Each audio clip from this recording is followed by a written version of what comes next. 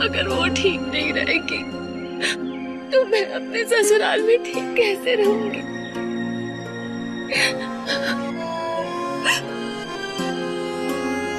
जी, आप जानते हो ना कि मैं आपसे ये सब क्यों कह रही हूँ। माँ पापा की जगह तो आप ही हो।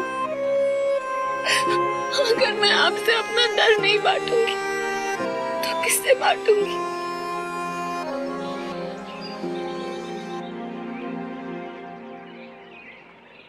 ठीक है बेटा, जैसा तू कहेगी वैसा ही होगा।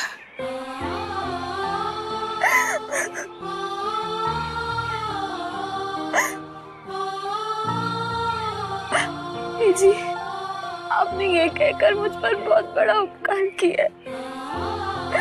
मैं अपने ससुराल में चैन से जी पाऊंगी। उठ बेटा, उठ। शिविका, औरों की तरह तू तो मुझे गलत मत समझ।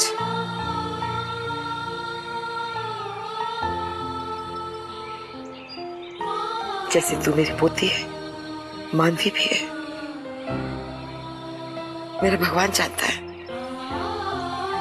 मैंने कभी तुम दोनों में कोई भेदभाव नहीं किया है।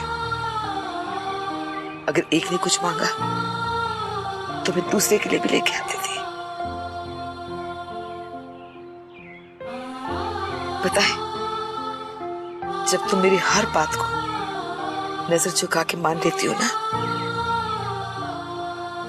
तो मुझे ऐसा लगता है कि मेरा बेटा वापस आ गया है। लेकिन जब वो मानवी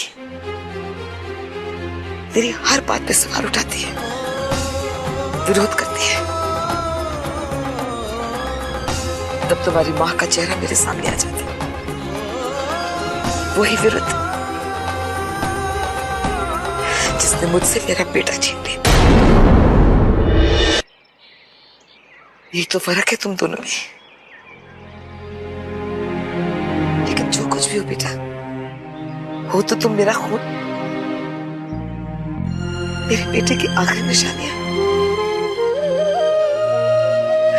मैं तो सपने में भी तुम दोनों का बुरा कभी नहीं चाहूंगी, कभी नहीं बेटा। जी, आपको नहीं पता, हम दोनों की जिंदगी में आपकी बहुत अहमियत है। आपके होते हुए हमने कभी अनाथ नहीं महसूस किया है, कभी नहीं।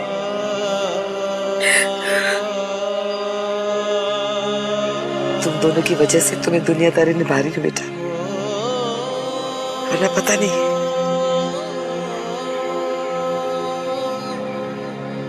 वैसे तुम दोनों के हाथ पीले करने के बगैर मैं कहीं नहीं जाऊंगी, ऊपर भी नहीं।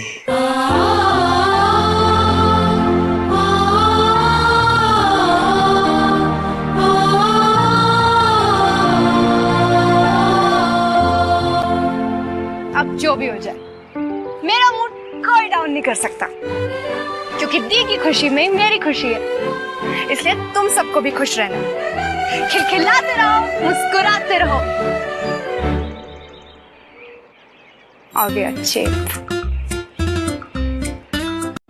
हाँ भाई, डेढ़ फुटिया की हाल है? बड़ी खिलखिला रही हो आज। तुम्हें देखकर तो ये फूल भी मुरझा जाए, लेकिन हाँ, आज मैं नहीं मुरझाने वाली। मेरा मूड बिल्कुल ठीक है, और मैं तो और भी ज्यादा ठीक हूँ आज। लगता है जब से डॉक्टर मनन आया तुम कुछ ज्यादा ही खुश हो। कहिए तो उनको 1 महीने के लिए और रुकवा दें। नहीं, कोई जरूरत नहीं है। क्या बात है, डॉक्टर मनन का नाम सुनते ही तुम्हारी बत्ती गुल की हो गई। कहानी में कोई ट्विस्ट तो नहीं है? वैसे तुम ही ने मिलवाया था ना मुझे ऋषिकेश मान से? वो तो मैंने तुम्हें भगाने के लिए मिलवाया था, और मैं नहीं चाहती थी कि तुम जैसे लड़के से मेरी दी की शादी हो। लेकिन अब तो कोई टेंशन ही नहीं है, तुम तो वीरेंजी हो ही नहीं, तो मुझे क्या प्रॉब्लम हो सकती है शादी से?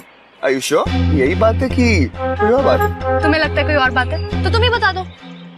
विराट, मानवी, बाबूजी ना तुम दोनों को नीचे बुला रहे हैं। उन्हें ना हम सबसे परेड लगानी है। मार खाओगे तुम एक दिन। आप चलिए, मैं आती हूँ। हाँ मानवी, इस घर में ऐसा नहीं होता। जब भी बाबूजी का बुलावा आता है ना, तुरंत जाना पड़ता है। मैं जा रही हूँ, तुम लोग जल्दी आ जाओ। हाँ जय, मानवी कुछ ना कुछ तो छुपा रही है। हो ना हो, डॉक्टर मनन के बारे में कुछ तो बात है। तुम्हारी तबीयत अब कैसी है मानवी बेटा? मैं ठीक हूँ दादाजी, थैंक यू। हमने आप लोगों को सबको मसूरी इसलिए बुलाया था कि हम एक दूसरे को अच्छी तरह जानते हैं। रोके की रस्म तो पहले हम अदा कर चुके हैं। हमारी बेटी स्वामिनी ने हमारे कुल पंडित से शादी की तिथि पक्की कर दी है, आज से 15 दिन के बाद।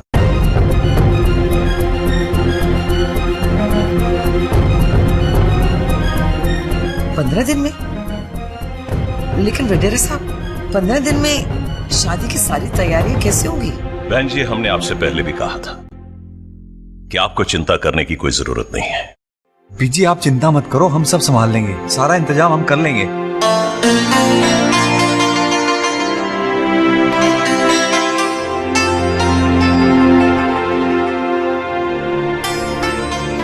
सब कुछ बहुत जल्द हो रहा है। किसी तरह से सच का पता जल्द से जल्द लगाना होगा। दादाजी, अब मैं कुछ कहना चाहती हूँ। मानवी बेटा, बाद में मुझसे अकेले में बात कर लेना। अब बहुत देर हो रही है ना? नहीं बीजी, ये बात अगर मैं सबके सामने कहूंगी तो ये अच्छा रहेगा। प्लीज मुझे मत रोको, मुझे बोलने दो। आप लोग उसको बोलने दीजिए ना, शायद वो कुछ सच बताना चाहती हो। विराट बिल्कुल ठीक कह रहा है।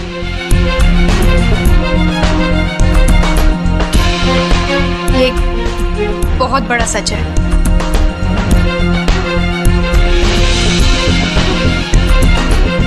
दादाजी, अगर आपकी परमिशन हो तो मैं बोल सकती हूँ प्लीज? Thank you. आज जो मैं बोलने जा रही हूँ, इसे मैंने बहुत दिनों से अपने ना अंदर छुपा के रखा था। अगर आज नहीं बोलूंगी तो शायद ये ठीक नहीं होगा। अक्सर इंडिया में ना सारे काम लेट ही होते हैं। मैं आज बोलो तो कल होगा, परसों होगा। पर मैंने ये पहली फैमिली ऐसी देखी है आप लोगों की, जो टाइम पे भी नहीं, सारे काम टाइम से पहले ही करते हैं। अब देखिए ना, अब ऋषिकेश आप लोग लड़की देखने आने वाले थे शाम को, दिन में ही पहुंच गए।